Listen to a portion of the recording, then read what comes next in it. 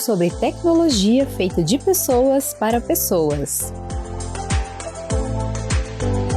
Sejam bem-vindos ao primeiro episódio do PeopleCast. Eu sou a Débora Oliveira e eu estou aqui com os meus colegas Bruno Alves e Mônica Vanderlei, que vão dividir as apresentações dos nossos próximos encontros. Então sobe o som e vem com a gente que o nosso papo já vai começar.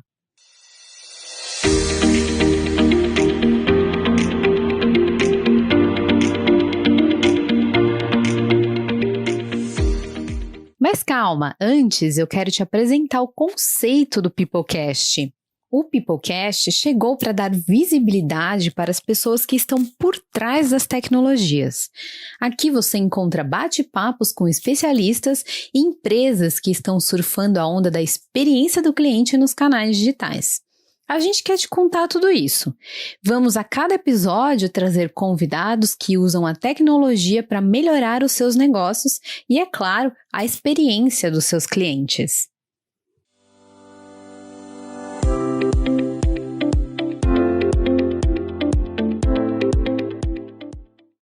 Bruno, que tal a gente se apresentar? Você pode começar por aí? Olá, pessoal. Bem-vindo ao nosso PeopleCast. Meu nome é Bruno Alves, eu sou vice-presidente de inovação e marketing aqui na Plusoft e é um prazer estar aqui com vocês. E aí, Mônica, tudo bem? Se apresenta você também. Prazer, Bruno. Prazer, Débora. Prazer você que nos ouve aqui no PeopleCast. Meu nome é Mônica, eu trabalho na Plusoft como copywriter e tenho experiência cobrindo temas de tecnologia e a gente quer fazer aqui nesse podcast, trazer várias discussões interessantes, tanto de experiência do cliente como também de tendências do mercado. Então a gente está bem empolgado e esperamos que vocês gostem e continuem ouvindo a gente. Agora, por último, mas não menos importante, Débora, seu momento. Obrigada, Mônica. Bom, eu sou a diretora de marketing da Plusoft, sou jornalista, também sou marketóloga e é um super prazer ter vocês aqui ouvindo a gente, dividir também essa apresentação com você, Bruno, e você, Mônica, duas pessoas super especiais e especialistas nos temas que a gente vai trazer aqui. Um tema super importante que você falou aí, Mon, que vamos trazer pessoas. A ideia do PeopleCast é discutir de pessoas para pessoas, aí temas relacionados à tecnologia, experiência do cliente, etc, né?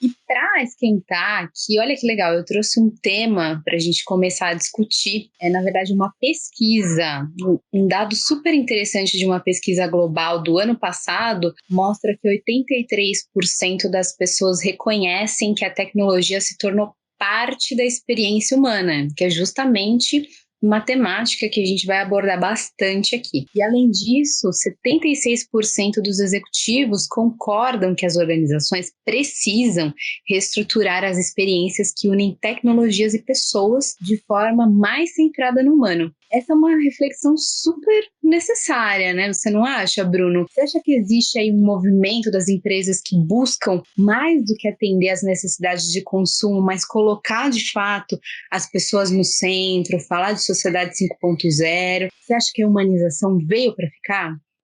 Eu acho, Débora, que mais do que nunca é fundamental que as empresas entendam, né, como se conectar aos seus clientes nesse momento. Principalmente, né, agora que a gente vive esse mundo pandêmico, né, existe uma transformação muito grande, uma transformação digital, e esses pontos de contato, né, vem mudando bastante, e há inclusive uma aceleração realmente para a utilização aí dessas não tão novas tecnologias digitais, né? Mas sim, a gente vê uma aceleração na utilização desses canais. O que a gente tem que entender hoje, né, é como se conectar com essas pessoas utilizando esses novos canais, né? Não basta atender as reclamações, não basta só você realmente solucionar o problema das pessoas. A gente deve, de fato, trazer experiências verdadeiras e duradouras, né? Eu acho que existem aí 5 pilares para direcionar essa comunicação. Né? Propósito, né? Por que você está falando com essa pessoa? A empatia, e empatia tem muito a ver com a persona ou com quem a gente está falando, a autenticidade desse contato, né? A reciprocidade desse contato e muito, muito importante nesse momento, a personalização desse atendimento, relacionamento ou engajamento. Aliás, engajamento é a palavra do momento, né? Não basta fazer atendimento ao consumidor, a gente tem que, de fato, se engajar e se relacionar.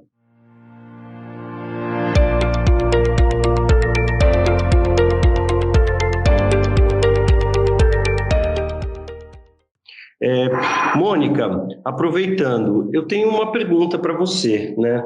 Como você acha que o Human Experience aumenta a retenção dos clientes?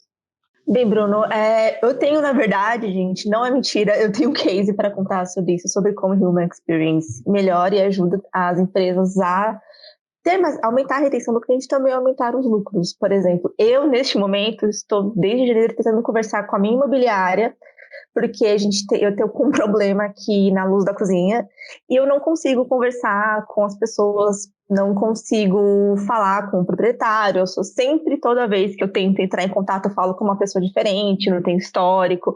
As conversas sempre param no mesmo ponto, e isso desde janeiro. Então, a minha relação com a minha imobiliária, como vocês devem imaginar, não é a melhor. E quando você pensa em Human Experience dentro das empresas, é você promover uma comunicação que leve em consideração as pessoas, leve em consideração a necessidade do seu usuário e, às vezes, precisa se adaptar para conseguir, às vezes, não trazer a resposta que ele quer, mas trazer uma resposta que ele veja como é verdadeira. A gente tem aqui um dado da Deloitte, que ela fez uma pesquisa de Human Experience, dizendo que as empresas que prestam atenção, que observam esses 5 pilares, que são propósito, empatia, autenticidade, reciprocidade e personalização, as empresas que se preocupam com implementar esses aspectos na estratégia de negócio, elas melhoram a retenção dos clientes em 5%, porque a chance de ter esses problemas que eu tive e estou tendo, na verdade, diminui bastante, porque as empresas já se trabalham e se planejam para atender as pessoas de forma personalizada e realmente ouvir os problemas delas e conseguir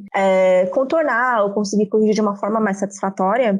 E dentro dos negócios, quando a gente pensa em quadro de funcionários, quando a gente pensa em retenção, elas conseguem aumentar a retenção das pessoas entre 25% até 95%, porque eles fazem todos esses negócios que se preocupam com o Human Experience também dentro de casa, eles conseguem engajar as pessoas, conseguem ouvir e atender aquilo que os funcionários desejam.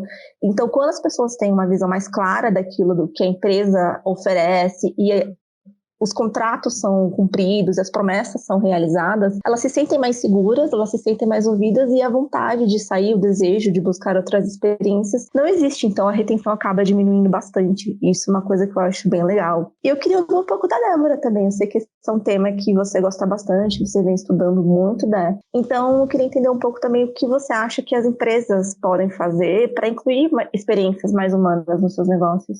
Eu achei super legal aí esse exemplo, porque a gente tem vários exemplos, cases, né, nossos, que valem para todo tipo de empresa. Então, depois até queria ouvir aí o Bruno, ele deve ter um monte de case, experiência positiva, negativa, e é legal compartilhar com as pessoas esse tipo de experiência, né? Mas tem uma dica muito legal, que é sobre como as empresas podem efetivamente incluir as experiências humanas nos seus negócios, porque parece algo complexo, mas na verdade, se você tiver uma estratégia, um planejamento para que isso aconteça, fica muito mais fácil, porque não depende só de tecnologia. A valorização das experiências humanas, elas vão muito além de tecnologia, elas englobam pessoas e processos, que é aquela tríade que a gente sempre fala a vida inteira da tecnologia, né? Então tem 3 elementos super interessantes aí que as empresas podem colocar em prática, que é de fato tornar as experiências digitais mais humanas. Agora que a gente está na pandemia e o distanciamento social ainda perdura,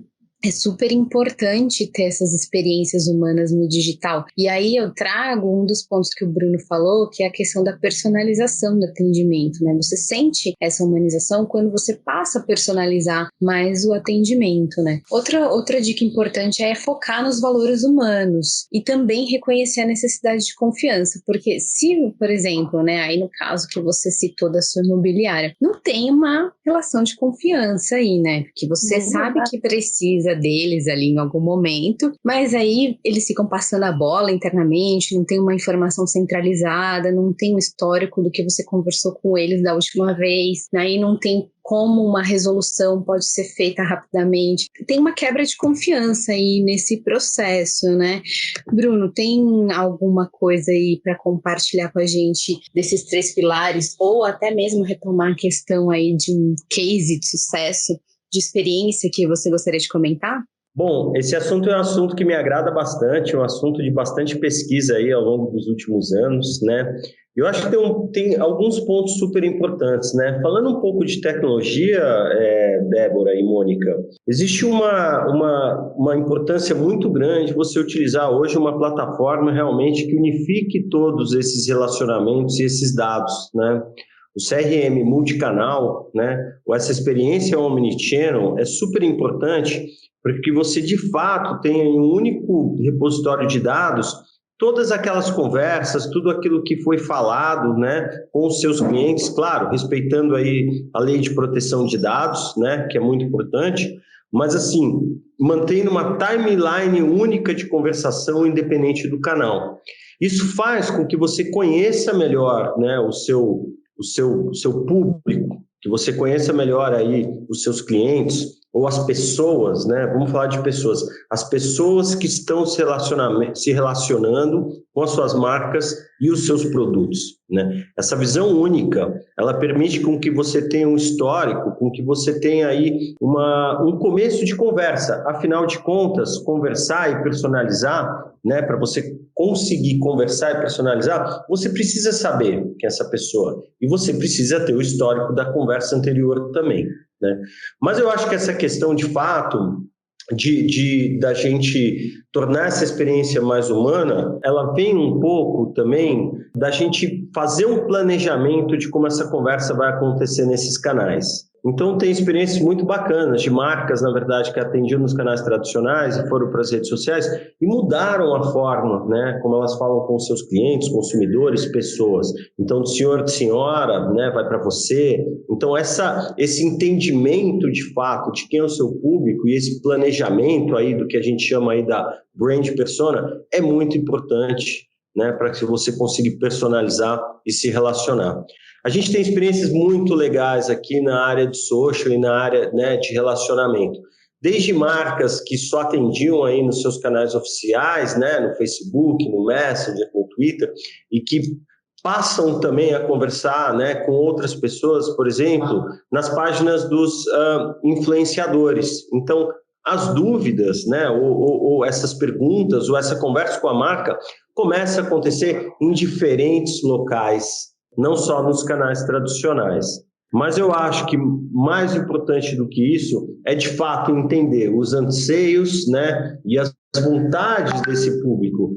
Porque, por exemplo, no ano passado, onde a gente teve uma série de crises, né, e as marcas foram questionadas, por que estavam respondendo em relação a algumas questões muito, muito profundas, e outras marcas foram questionadas por que haviam respondido daquele jeito, né? Então, o movimento do Black Lives Matter, por exemplo, foi um que causou bastante conversa, bastante questionamento para as marcas, principalmente nos canais de rede social.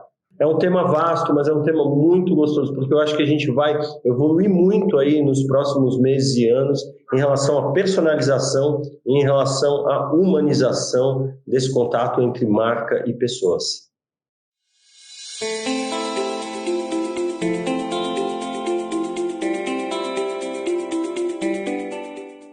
Mas, Mônica, pegando um gancho aí do que o Bruno falou, né, do atendimento via redes sociais, no universo digital, você já passou em algum momento por uma situação que buscou uma empresa ali no ambiente digital, nas redes sociais, e essa empresa pediu para você entrar em contato pelo saque, por outro canal, ou seja, não respeitando ali a forma que você gostaria de ser contatada? Nossa, Débora, pensando assim de cabeça, não. O que muitas vezes eu vejo que acontece, até porque, falando um pouco assim dos bastidores, quando eu era essa pessoa que recebia as mensagens via social media, há ainda uma uma conversa na qual você precisa enviar a solicitação para a área de atendimento, não existe muito uma integração entre áreas. Muitas vezes você precisa esperar, você precisa aguardar alguns dias, porque ainda é um processo muito demorado, ainda é um processo muito manual. Eu acho que com o passar do tempo, as áreas vão se integrar mais, tanto por conta da aceleração da tecnologia, como também pela visão de que esse trabalho precisa ser realizado em conjunto, precisa ser realizado de forma mais integrada e respeitando a velocidade do digital, que é muito mais rápida do que em outros canais. E também eu acredito muito do que o Bruno falou, especialmente aqui no Brasil, em que a gente já usa bastante redes sociais, em que a gente já define e estabelece essa comunicação mais próxima, de que as empresas têm que abordar questões mais humanas, têm que se posicionar de forma mais humana e têm que melhorar o seu atendimento, e para isso, usar tecnologias que, no meu caso, por exemplo, que eu acabei de mencionar com a imobiliária, que eu não precise falar pela quinta vez algo que eu já disse, que você consiga trazer as informações de forma mais fluida e que pelo menos esse primeiro contato aconteça de uma forma que cause menos frustração, que aproxime mais a marca das pessoas. Eu acho que realmente esse é o futuro e estou ansiosa para ver isso acontecer. Bruno, parece contraditório a gente falar que para humanizar precisa de mais tecnologia, mas é muito verdade isso, né? Não, sem dúvida. A tecnologia está aí para ajudar a gente, principalmente hoje no que diz respeito ao entendimento dos dados, né? E quando a gente fala aí de relacionamento entre pessoas nesse volume tão grande, por exemplo, entre marcas e pessoas aí nos seus canais de relacionamento, a gente precisa da tecnologia de fato para entender, né? Ou para ter uma visão melhor do que as pessoas estão buscando ou dos problemas que as pessoas estão tendo. A tecnologia, ela é um meio, né, pessoal? A tecnologia não é um fim. Então, de fato, cada vez mais essa análise de dados, essa ciência de dados vai nos ajudar aí a melhorar os processos. Isso sem falar na inteligência artificial, que vem ajudando muito, por exemplo, a gente resolver aqueles problemas simples ou que precisam de uma integração entre sistemas, mas que estão mapeados. A inteligência artificial não é só para a conversação, mas principalmente para a integração entre os sistemas e para a resolução realmente de problemas já mapeados e que a gente sabe qual é o caminho certo que eles têm que serem percorridos na empresa para a gente trazer a melhor solução, né?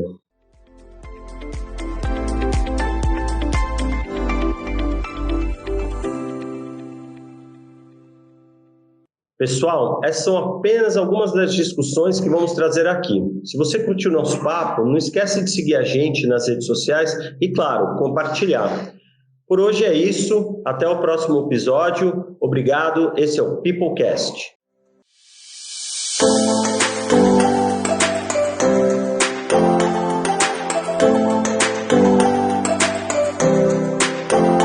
Tudo sobre tecnologia feita de pessoas para pessoas.